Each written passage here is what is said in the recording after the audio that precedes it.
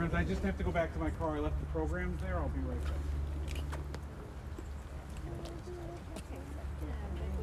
You know this man? Founding president. His wife Joan was a wonderful musician. David Hall, another past president there. He's taking care of that.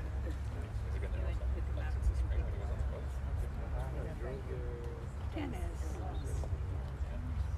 And is he there for his full residence or just his residence? Where's he live?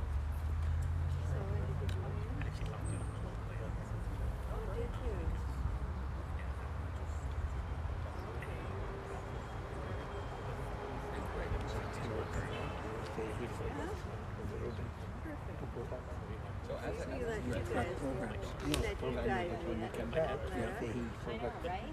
The Reuben. You have to bring them. You have to. I have some. Not your fault. But they will say, we're back. I have some.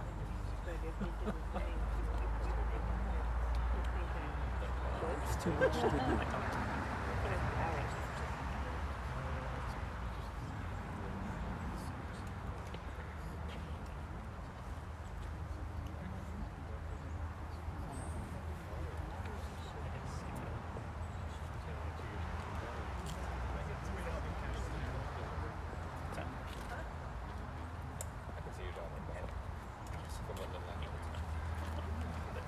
You have? I got it. You didn't forget the Reuben. I've got it. Yeah, okay, good. You have regular contact? You have regular contact? They sent this to you, right, Arthur? Yes, I got it. I had a client on it.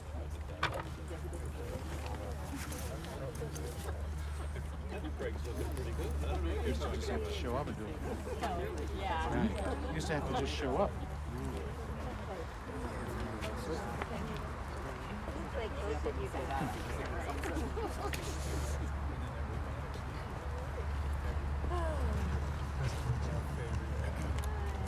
Test, test. Test, 1, 2, test, test. Test, test. Test, test. Test, 1, 2, test, test.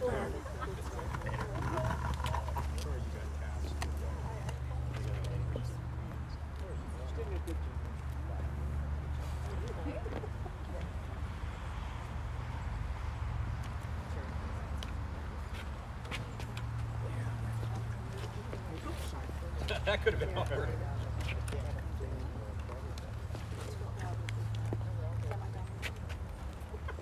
Matthew, come up. Oh, good. Thanks, we'll just put them right here. Test, test, test.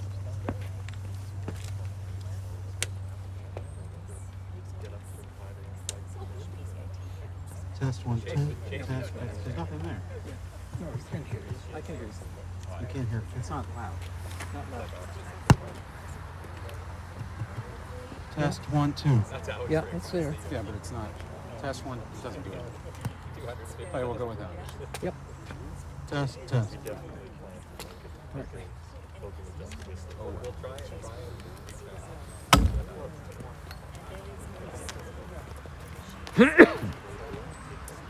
How are you? Good. Clay. Yes. Oh, okay. Yes. Mr. Gutman, right? Arthur. Yes, I remember. Do you know if there's chickens But it is at all or not? I don't know. Okay. They're often Struggling with her memory. yeah. She just read this and realized why we're here. Yes. Yeah. So she's like, so. Anyway, that's if there isn't. Let me speak to her. If there isn't a chair, we can get a chair. Sure, we're gonna chair. She just. Good afternoon, everyone. Thank you so much for being here. If I could ask the 6 pallbearers to come and join us by the casket. Ron, we need 1 folding chair.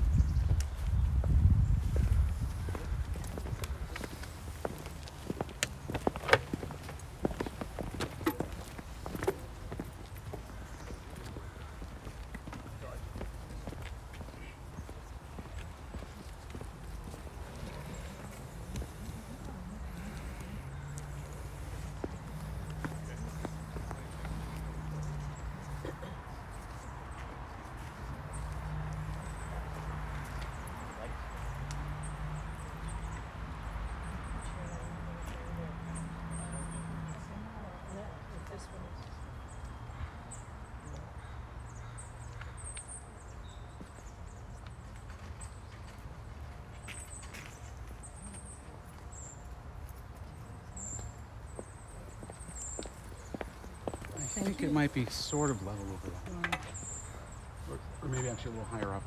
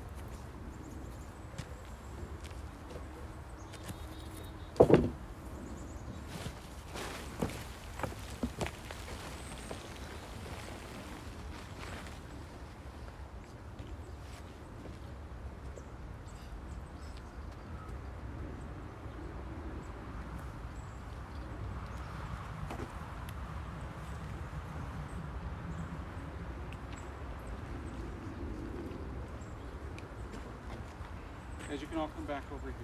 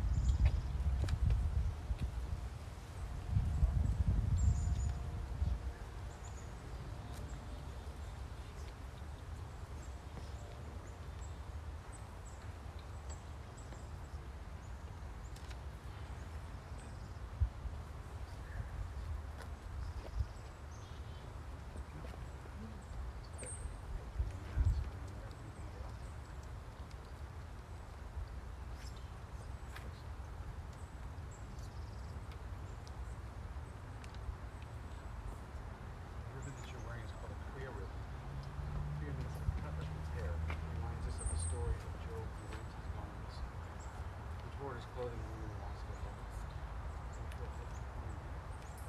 His clothing can be stitched together. Parts can be peeled. Below his shoes. So when the man's going to tear the ribbon, it's pretty much good. You don't tear anything about it.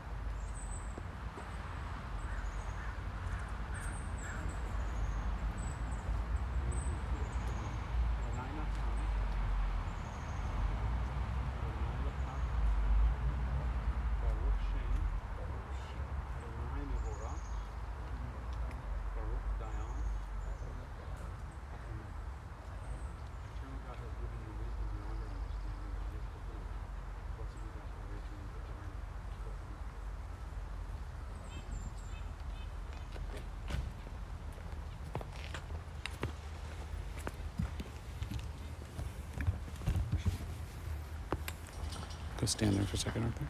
You can stand there for a second, please. Yeah, just a moment.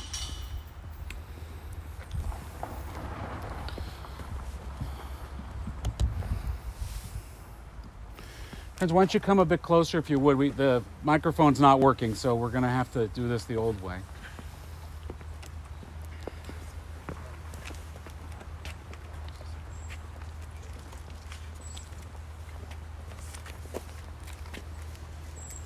Let's wait till Lena moves. Thank you.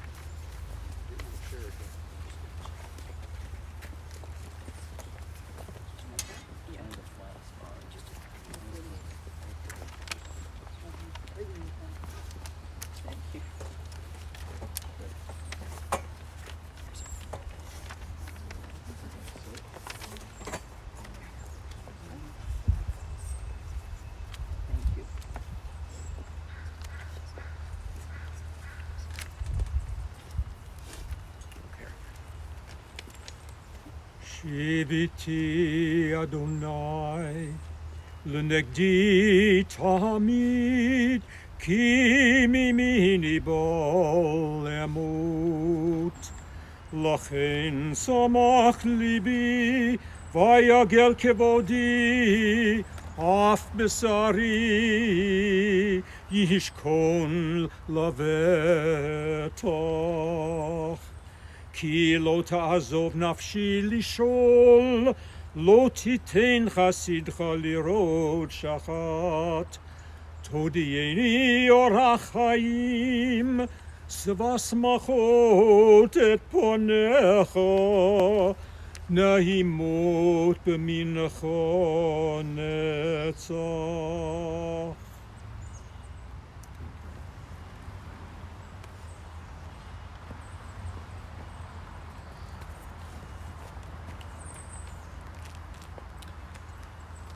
Thank you all for being here. By a show of hands, how many of you growing up got cookies from Morry and Lena's kitchen cabinet as you came in to hang out in their home? Or got towels from him at the pro shop at the JCC? Or maybe bought a pop there, or had a conversation? Or had a chance to have one of the many, many family meals together with this family at their home. More than anything that Morry did, and he did many, many things, and the two of you did together many, many things.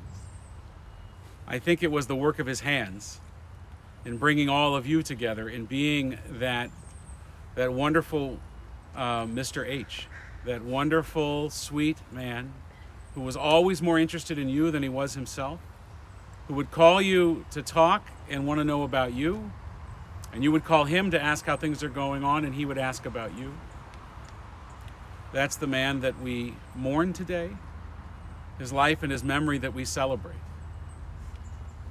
I want to share just quickly a teaching from our tradition. Morry died on Erev Rosh Hashanah, the very end of this past year, 5781, in the Jewish calendar, and the very beginning of the Jewish New Year, 5782, that we're in right now. And although the teachings about Rosh Hashanah can be incredibly different and differently interpreted around the world, much of the Jewish community seems to agree upon one thing, which in itself is miraculous, a minor miracle. We all seem to agree that dying before Rosh Hashanah means that you were a righteous person, a tzaddik.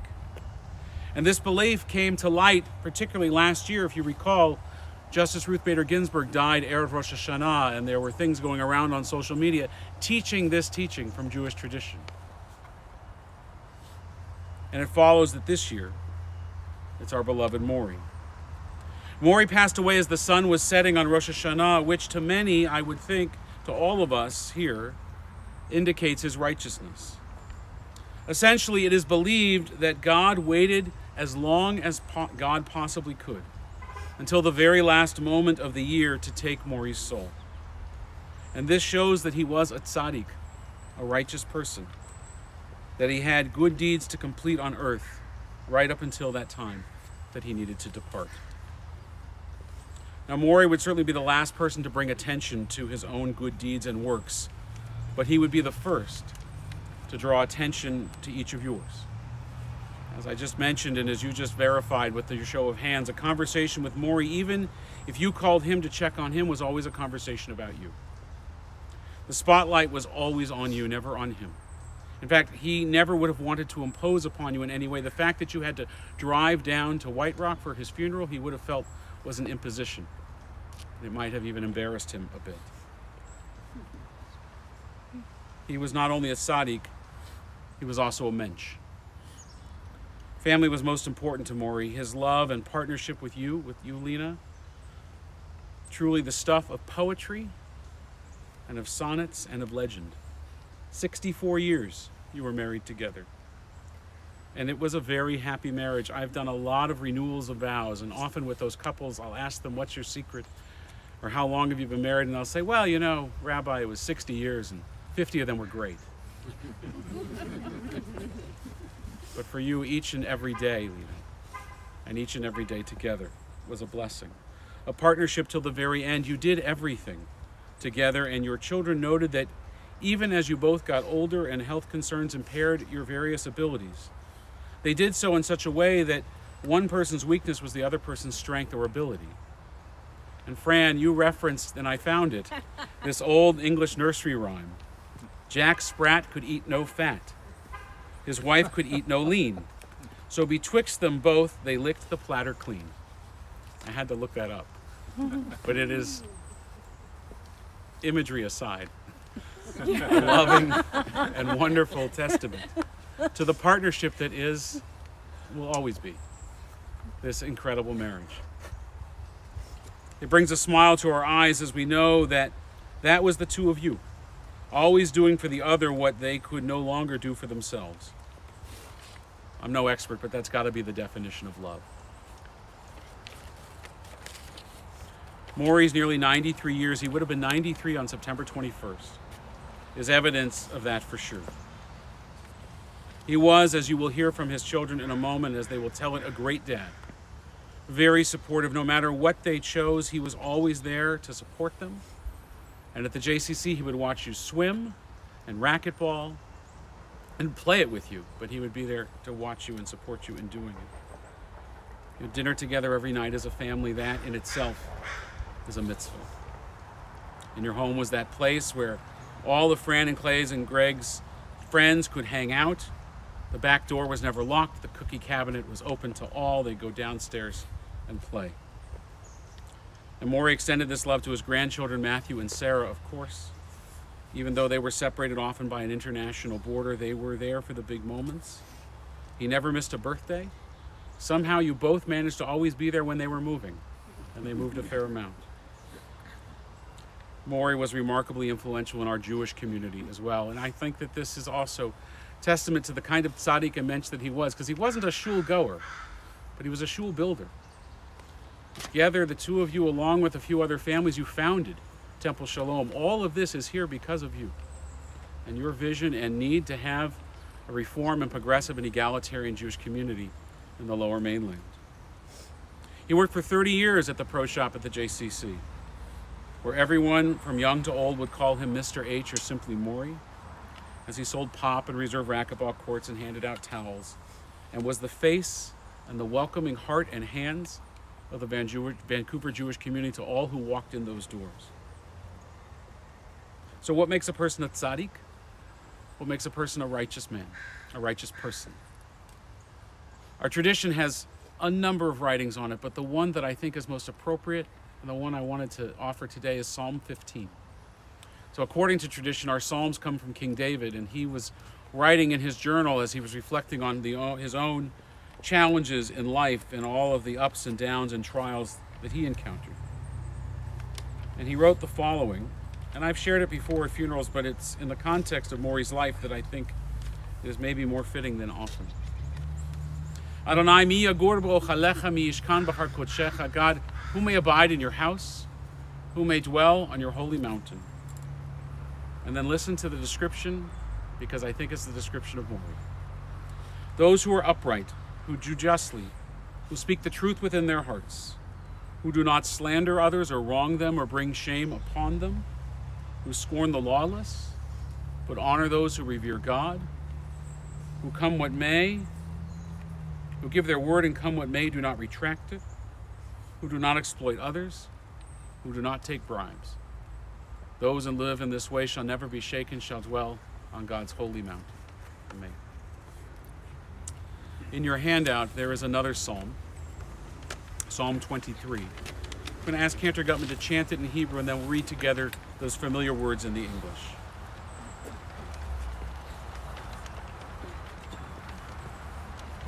מזמור לדוד,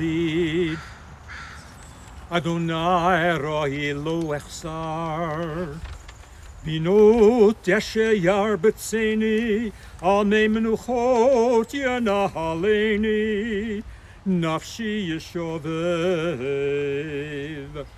ינחני במעגלי צדק למען שמו.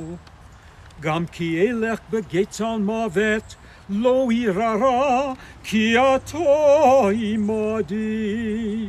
שבטך ומשענתך המה ינחמוני.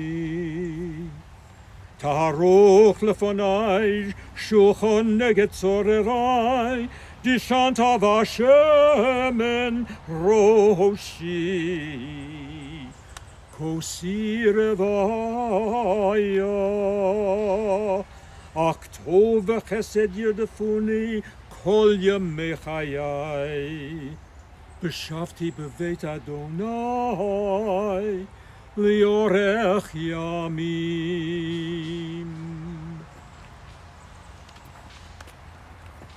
Let's read together. The Lord is my shepherd, I shall not want. He maketh me to lie down in green pastures.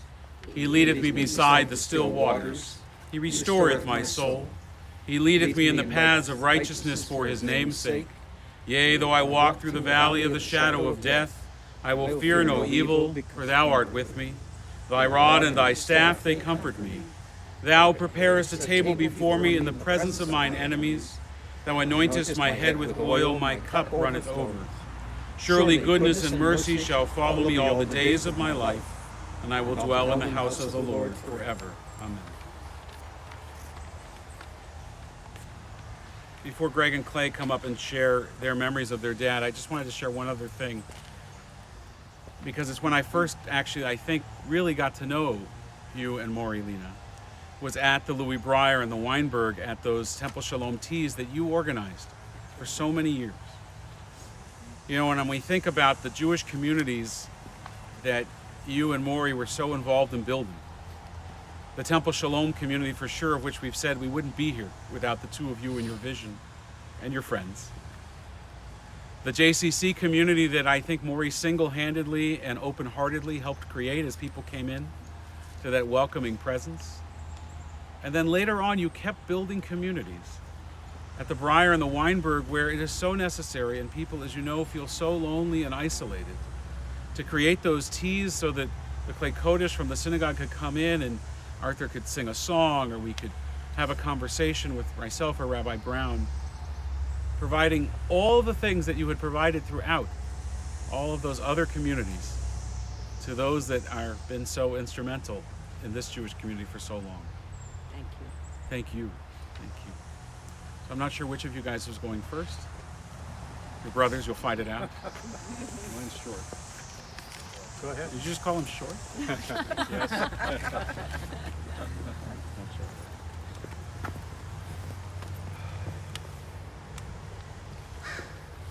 So, a lot of the things that I'm going to say, it will be echoed because the rabbi mentioned, and I'm sure Greg will say the same things, but thank you for coming. These are obviously challenging circumstances. My dad would be happy to see you all, and he would also feel bad about inconveniencing you to come out here. Through his years growing up in Vancouver and all his time working at the JCC, my dad interacted with so many people, and I like to think, I know that you all have memories from those times and from interacting with my father. Past couple of years have been very challenging for my dad on several levels. But despite these challenges, he never complained about anything and would always put a positive attitude forward. He was always positive when I talked to him. Although current circumstances have not allowed Trina and I to see my folks, anytime that I phoned, my father's voice would light up when we talked to him. He was so happy to hear from us. His sincere interest in what was happening in our lives, as the rabbi mentioned, overshadowed anything that he had to say. He just wanted to know what was going on with you. So I'm grateful for all the time I got to spend with my dad.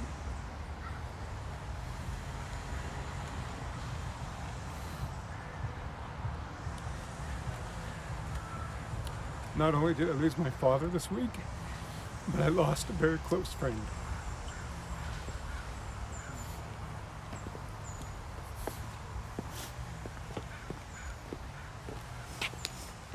Here we all are with our phones trying to figure out what's going on. So I learned two things already. Don't follow your brother and don't follow the rabbi, because you're going to hear the same thing 3 times. That's why I went first. So a little bit different maybe. Maurice Harrison. He had no middle name. And coincidentally, neither did my mother. I guess the 6th of 7 on my dad's side and 8th of 8 on my mom's side, our grandparents simply ran out of names. I sometimes wonder if their 64-year bond came from the first introduction at a BBYO event in the mid-50s. You know, I could just see my mom there, and no hair out of place, and a nice pressed dress, and my dad with a form-fitting shirt with a pack of Lucky Strikes rolled up in the sleeve. And my dad introduces himself to my mom, and he says, "Hi, I'm Morry Harrison." My mom says, "Hi, I'm Lee Gordon." My mom always wanted to know more, says, "What's your middle name?" My dad responds, "I don't have one." My mom goes, "Well, neither do I." And the rest was history. That's what their bond has been. Anyway, Maurice Harrison, born September 21, 1928 in Vancouver, was better known as Morry to most, Mushy to his 6 siblings, Uncle Mushy to his 13 nieces and nephews, and Dad, or Zadie, to his 3 children and 2 grandchildren. My mom called him Morry most of the time, I think. Whatever name you knew him by made no difference. As most would say, our father was warm and welcoming. He tried his best to place others ahead of himself and lend a helping hand whenever he could. He was always there for us, helping to pack and unpack the 7 times Jen and I moved, the countless times Clay and Fran moved. He probably could have written a book, The Parent's Guide for Helping Your Kids Move. He never missed his grandchildren's birthdays and was always available to offer advice. Morry spent 30 years of taking care of the pro shop at the BJCC. He encouraged us to join the swim team and pushed my lifelong friend Rob and me to play racquetball. We competed in swim meets and we played in racquetball tournaments, and though he couldn't swim and he spent no time on the court, he was always poolside volunteering his time or in the gallery cheering me and Rob on to victory. Over the past few years, our dad's life became complicated, but despite my mom's health challenges and the loss of his sight, he kept a positive attitude and tried to keep life simple. I was always that rebellious middle son. I didn't call my dad as much as my brother and sister, but the last call I had with my dad was pretty typical and went something like this. "Hi Dad, how are you?" "Fine." "What's new?" "Nothing." And then he would light up and he would say, "Now, tell me what's going on with you, Jen, and the kids." So after updating him on the latest with our family, he went off script this time, and he did something he seldom did. He asked me for a favor. I said, "Sure, what do you need?" He said, "When this COVID thing is over, you can cross the border again. Would you please bring me a Blue Label salami?" Well, that never happened. So Dad, I hope you're looking down right now, enjoying a salami sandwich on fresh rye with hot mustard and a nice kosher dill. You'll be loved and missed.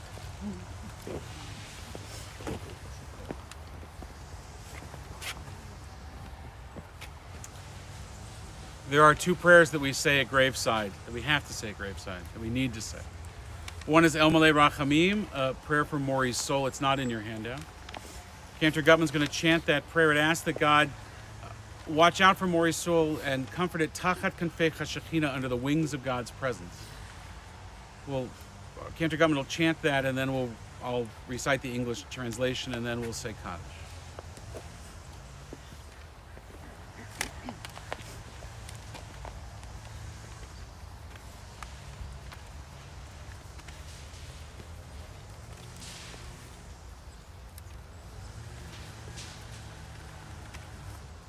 El mole rachamim,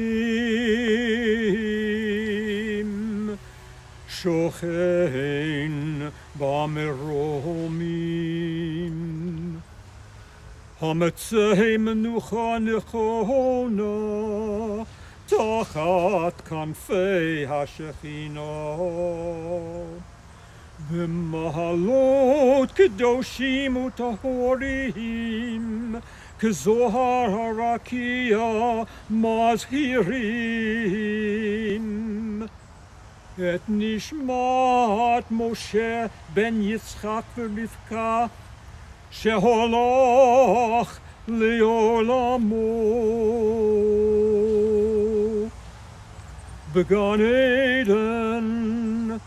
Began Eden tehei menuchato, ono bal harachamim, hastirehu beseter kinofecha leolamim. Utzror b'tzeror hachayim et nishmato.